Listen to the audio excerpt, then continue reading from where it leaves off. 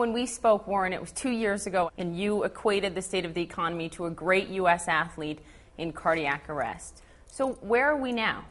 Well, we know the patient is going to get well. I mean, the emergency treatment was successful, but it was one heck of an attack, and one like the patient had very seldom experienced in a long, long lifetime, and so the recovery period is long, and we're in it now, and we should, in my book, feel extremely grateful. There was only one party that could have treated that patient, and that was government. They had the ability to stem what was otherwise going to be an implosion of the American economy, and they did it. But it's slow coming back. Should we be more grateful to the government than perhaps the American public is right now, given the fact that you say they rescued us truly from the brink? I think so. I mean, when that happened, I made the judgment, two judgments. One, only government could save us, and B, government would. I mean, it was so clear.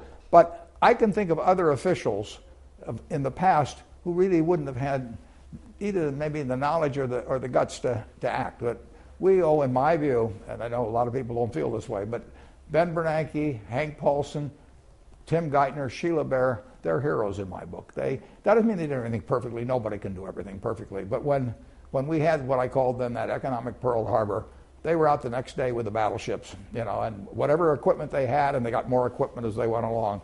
But they did the right things. And President Bush, who I didn't agree with, I never voted for him or anything, but he was, when that time came, he was 100% right in my view in backing those officials in terms of stepping in, doing what needed to be done. Certainly dramatic actions taken. The NBER came out last month and said the recession officially ended back in June 2009. I have spoken with people across the country, across industries. None of them feel like it has ended. Has it ended in your book, Warren? I'm with them. No, the National Bureau of Economic Research has a definition of a recession, but I will, my own, it's not the one I would use. My definition of when a recession ends is when real GDP per capita, because the population gets back to where it was sometime earlier. I mean, until it gets back there, as collectively, we're worse off. So I would define it, when we hit new real GDP per capita in this country, we are out of the recession. Now, that is not the NBER's definition, and so I think the common man has a much more realistic view of it than the economists there. It's interesting. I've spoken to small business leaders, across the country, and a lot of them tell me, I think I can access credit from local banks, but I don't have certainty about what's ahead. And then I talk to CEOs of major corporations, and they say, I don't want to make a major move because I'm uncertain about what's ahead in terms of tax policy, politics in general, the state of the economy. What do you think is holding the private sector back from hiring in a meaningful way? Because according to the Fed, there's $1.7 trillion of cash on the sidelines for U.S. companies. They're not hiring in a meaningful way right now. No, we hire at Berkshire. We do have 70-some companies. Some of them are hiring and some aren't. We hire when there's demand for the goods. I mean, there's no way we're going to hire people to stand around.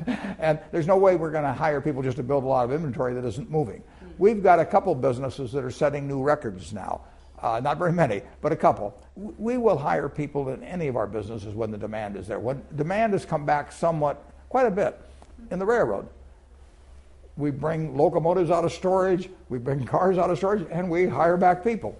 We're not at our peak employment by a long shot yet, but we're way off the bottom too. So you hear a lot of talk about, having payroll tax holidays or, right. Or cash for clunkers or all these things that kind of artificially play a little bit with, but what you really need is demand. And believe me, we will hire people when somebody wants to buy something from us and we can't get it to them.